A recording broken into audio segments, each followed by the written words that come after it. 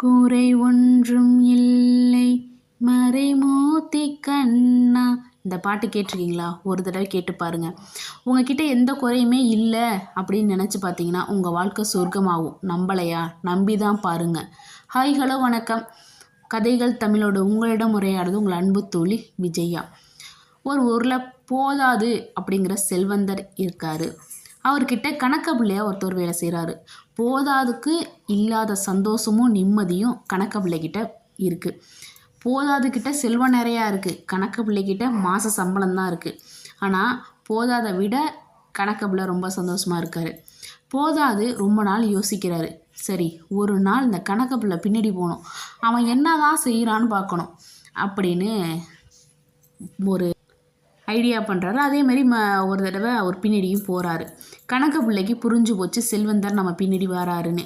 ஆனால் அதெல்லாம் அவர் கண்டுகளை வந்துட்டு போகிறாரு, நமக்கு என்ன அப்படின்ட்டு போகிறாரு. போகிற வழியில் ஒரு பூக்கடை இருக்குது. தங்கிட்ட 10 ரூபா தான் காசு இருக்குது. அங்கே போய் கேட்குறாரு, பூ எவ்வளோன்னு கேட்குறாரு. 5 ரூபான்னு சொல்கிறாங்க. சரி, 5 ரூபாய்க்கு பூ கொடுங்கன்னு வாங்கிக்கிறாரு. அதுக்கு அடுத்து கொஞ்சம் தூரம் போகிறாரு. ஒரு இனிப்பு கடை இருக்குது. அங்கே போயிட்டு அல்வா எவ்வளோன்னு கேட்குறாரு. 3 ரூபான்னு சொல்கிறாங்க. அந்த 3 ரூபாய்க்கு அல்வா வாங்கிக்கிறாரு. கொஞ்சம் தூரம் போகிறாரு. ஒரு கோயில் இருக்குது. அந்த கோயிலில் போய் 2 ரூபாயை காசை போட்டு சாமியை கும்பிட்றாரு. கும்பிட்டுட்டு வீட்டுக்கு போகிறாரு. 1 ரூபா கூட காசு இல்லை. அந்த அம்மா வராங்க. வந்துட்டு கணக்க பிள்ளைகிட்ட, வாங்க கை கால் அலம்பிட்டு வாங்க, சாப்பிடுங்க அப்படின்னு சொல்லி சொல்கிறாங்க. கணக்க பிள்ளை தங்கிட்ட இருக்கிற பூவையும் அல்வாவையும் தன்னோட மனைவி கிட்ட கொடுக்குறாரு. கொடுத்துட்டு குழந்தைகளுக்கும் கொடுத்துரு, நீயும் எடுத்துக்கோ அப்படின்னு சொல்லிட்டு கொடுக்குறாரு. அந்த அம்மாவும் வாங்கிட்டு போய் தன்னோட 2 குழந்தைகளுக்கும் கொஞ்சம் கொஞ்சம் கொடுத்துட்டு பூவை கொஞ்சம் சாமிக்கு போட்டு தன்னோட தலையிலையும் வச்சுக்குது. கொஞ்சம் நேரம் கழித்து சாப்பிட்டுட்டு கணக்க பிள்ளை வெளில வராரு. வெளில வந்தவர்கிட்ட செல்வந்தர் கேட்குறாரு, கணக்க பிள்ளை நான் வீட்டுக்குள்ளே வரலாமா அப்படின்னு. உங்களோட வீடு ஐயா, நீங்கள் கொடுத்தீங்க, உள்ளே வாங்க அப்படின்னு சொல்கிறாரு. உள்ளே போகிறாரு. உள்ளே போனோடனே செல்வந்தர் கேட்குறாரு, 10 ரூபா தான் உன்ட்ட நான் கொடுத்தேன், 10 ரூபாயை நீ காலி பண்ணிட்ட, இப்போ வீட்டு செலவுக்கு என்ன பண்ணுவேன் அப்படின்னு கேட்குறாரு. ஐயா, நீங்கள் மாத சம்பளம் எனக்கு கொடுக்குறீங்க, இந்த 10 ரூபாங்கிறது ஒரு டிப்ஸு தானே. இந்த 10 ரூபா எனக்குன்னு இல்லாமல் என் குழந்தைகளுக்காகவும் என் மனைவிக்காண்டி கொடுக்குறது எனக்கு ஒரு சந்தோஷம். அது மட்டுமல்ல, இந்த 10 ரூபா எனக்கு கொடுக்கறதுக்கு உங்களுக்கு மனசு வந்துச்சு இல்லை, அதுக்கு காரணம் யார்? அந்த கடவுள். அதனால் அந்த கடவுளுக்கு 2 ரூபா கொடுத்தேன். அது லஞ்சம் கிடையாது, என்னோடய சந்தோஷத்துக்காண்டி நான் கொடுத்தேன் அப்படின்னு சொல்லியிருந்திருக்காரு. அப்போ தான் செல்வந்தர் சொல்கிறாரு, அப்போ நானும் இந்த மாதிரி இருந்தால் எனக்கு சந்தோஷம் கிடச்சிருமான்னு கேட்டிருக்காரு. இல்லை ஐயா, நீங்கள் தாங்கிட்ட எந்த குறையுமே இல்லை, நான் சந்தோஷமாக தான் இருக்கிறேன் அப்படிங்கிற எண்ணத்தை ஃபஸ்ட்டு உங்களுக்குள்ள கொண்டு வாங்க, அதுக்கப்புறம் நீங்கள் என்ன நினைக்கிறீங்களோ அதை நீங்கள் பண்ணுங்க அப்படின்றாரு. சரின்னு சொல்லிட்டு செல்வந்தர் வீட்டுக்கு போகிறாரு. அதேமாரி போகிற வழியில் ஃபஸ்ட்டு கோயில் இருக்குது. கோயிலில் போய் தாங்கிட்ட இருக்கிற காசில் கொஞ்சத்தை போடுறாரு.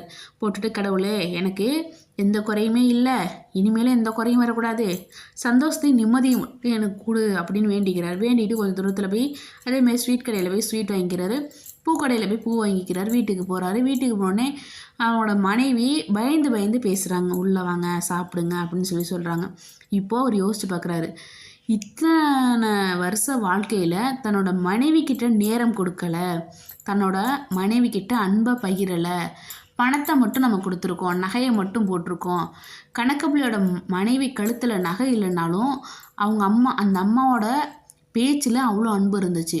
நம்ம மனைவி கழுத்தில் நகை இருந்தாலும் பேச்சில் அன்பு இல்லை, பயம்தான் இருக்குது. அதுக்கு காரணம் நம்மளோட கோபம். இனிமேல் கோபப்படக்கூடாதுன்னு அந்த கோபத்தை தூக்கி போட்டார். கோபத்தை தூக்கி போட்டுட்டு தன்னோட மனைவி கிட்ட மன்னிப்பு கேட்குறாரு.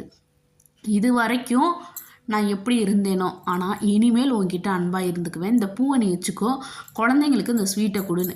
அந்த அம்மாவுக்கு ஒரே ஆச்சரியம், என்னடா அது, நம்ம வாழ்க்கை ஒரே நாளில் இப்படி தலைகீழாக மாறிடுச்சே, கடவுள் ஏதோ ஒரு வழி காட்டிட்டாரு அப்படின்ட்டு உள்ளே போய் தன்னோட குழந்தைங்களுக்கும் கொடுத்துட்டு தானும் சாப்பிட்டுட்டு பூவை வச்சுட்டு தன்னோட கணவருக்கும் கொஞ்சம் வச்சுருக்கு அந்த அம்மா.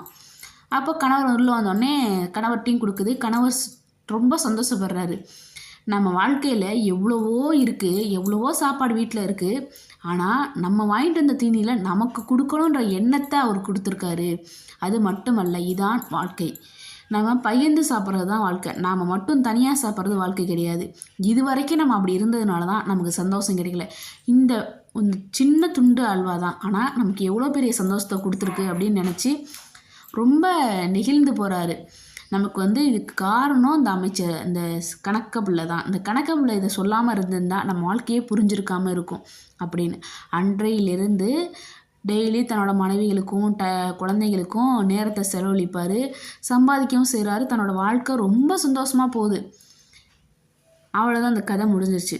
நம்மளுக்குள்ளேயும் நம்ம மனசுக்குள்ளேயும் போதாது அப்படிங்கிற செல்வந்தர் இருக்கார்.